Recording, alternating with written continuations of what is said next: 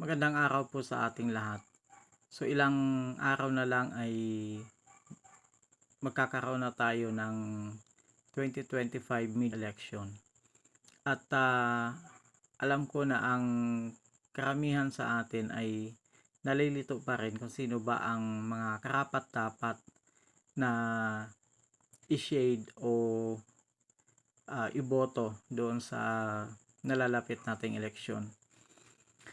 At tama lang na pinag-iisipan nating maigi kung sino yung ating ihahalal kasi ang pera ng taong bayan, yung mga taxpayers, ang ginagamit natin para doon sa mga pagpapasweldo doon sa mga elected officials natin.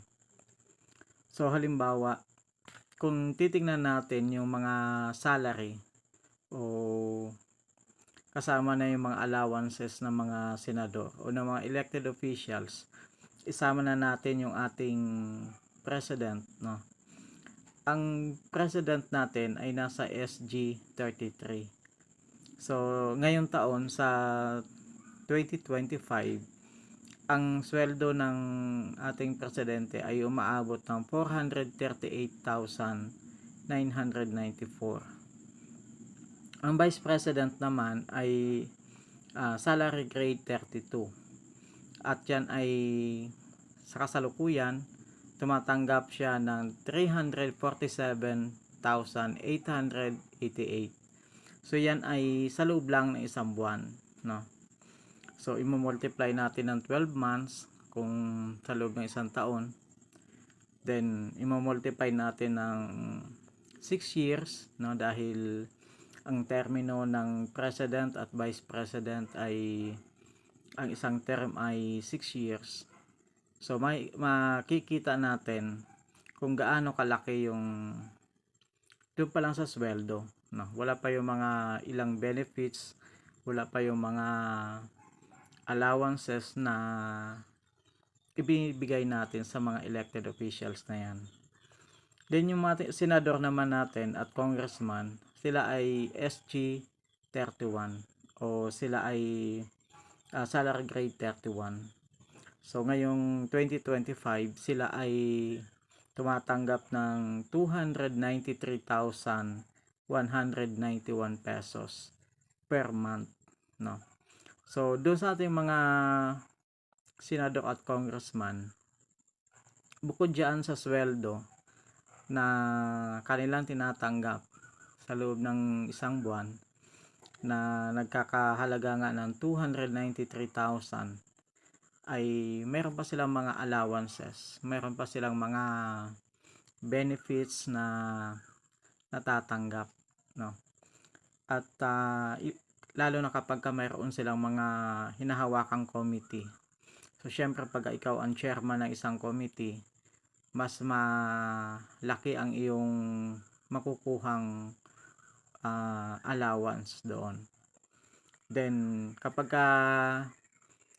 madaming committee kang hawak, mas madodoble yung mga allowances na matatanggap natin o ng isang senador o ng isang congressman.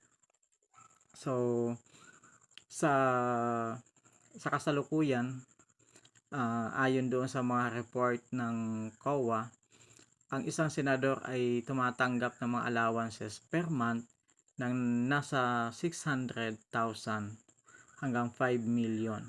So yun ay monthly para doon sa kanilang mga allowances doon sa mga pagkakandak, halimbawa ng mga hearings, no?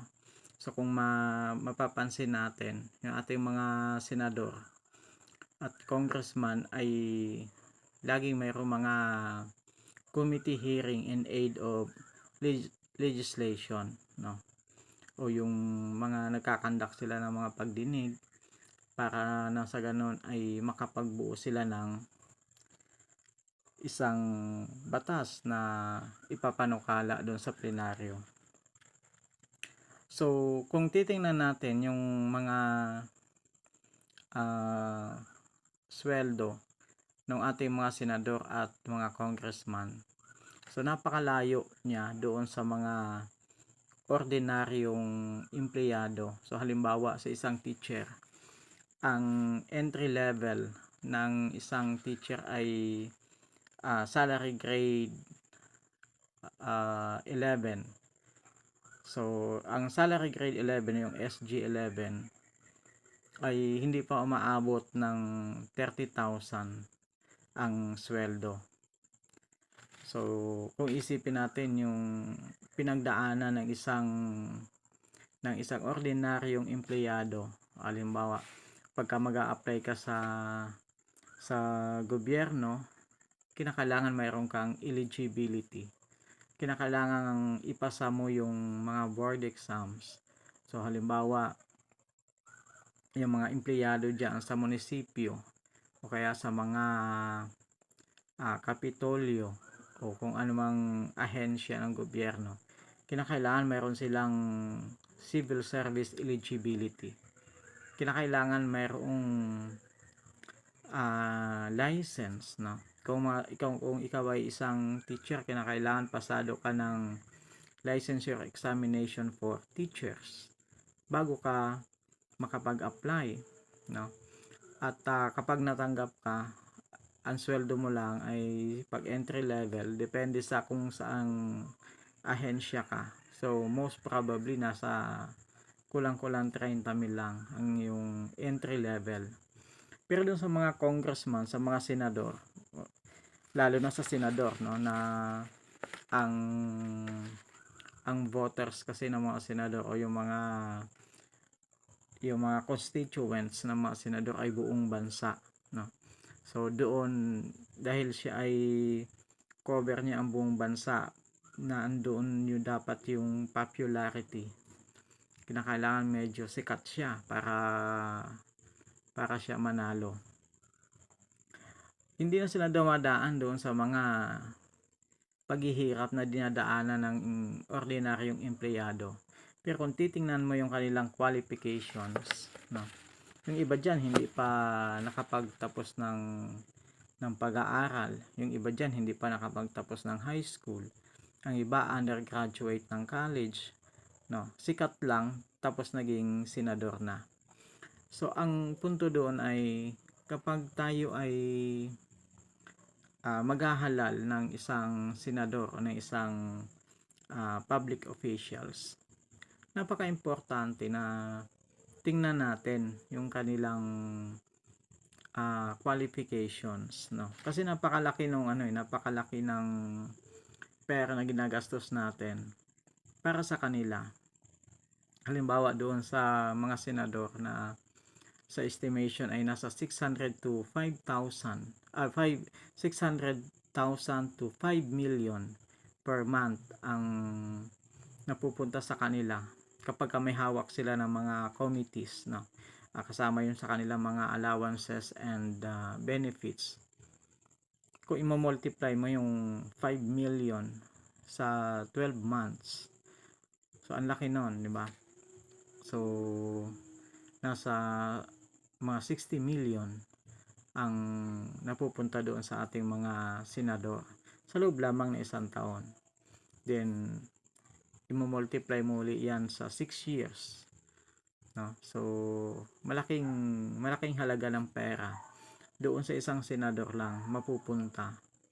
Tapos kung iisipin natin na kung pabasta-basta lang tayo ng paghahalal o ng pagboto, ay hindi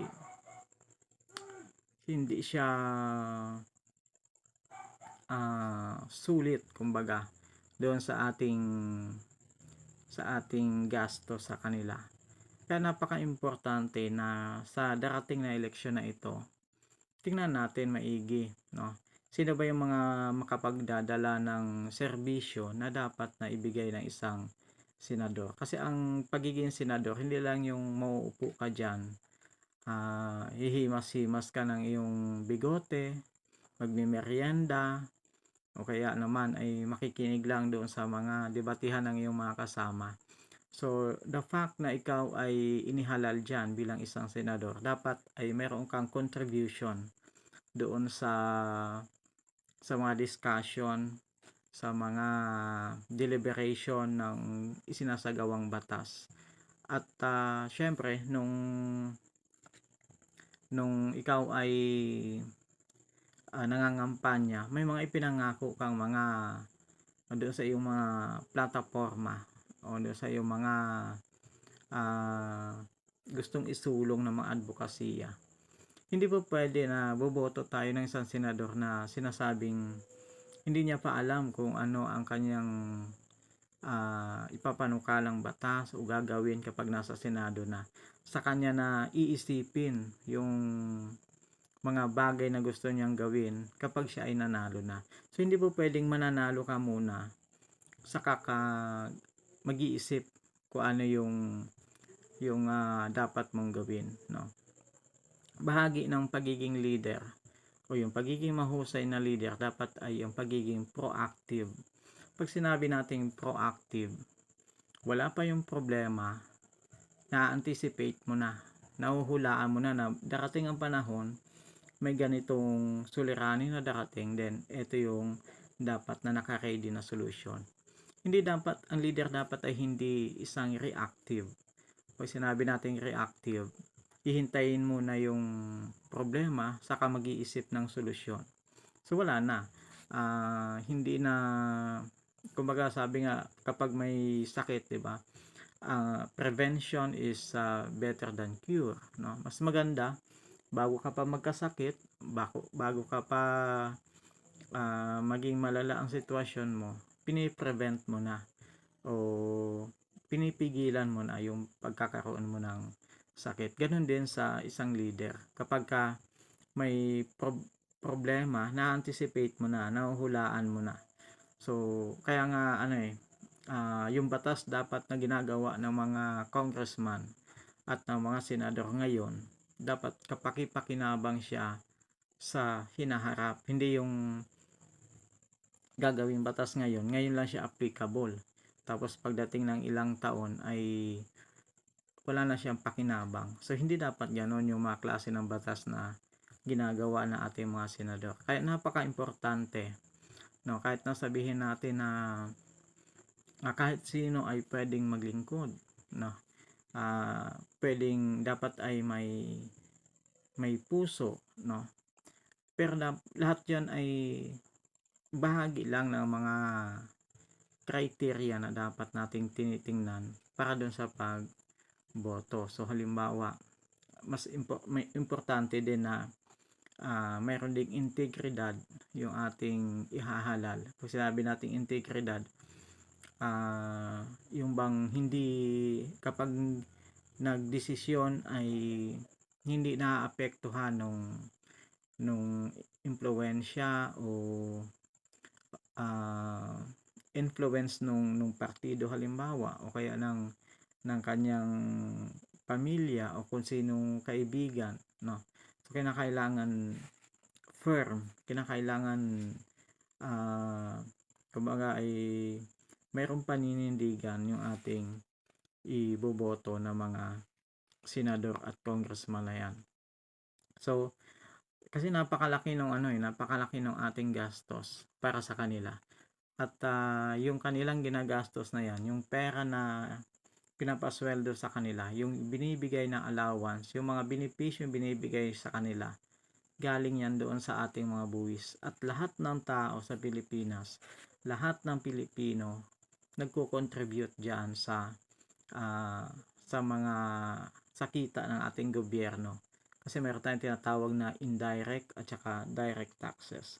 Kapag bumili tayo ng isang produkto, kahit na hindi tayo direktang nagbabayad ng buwis doon sa BIR, nagbabayad na rin tayo ng buwis. Kasi mayroong kaakibat na buwis yung produkto na ating binibili. Kaya napaka-importante na huwag nating baliwalain itong darating na eleksyon.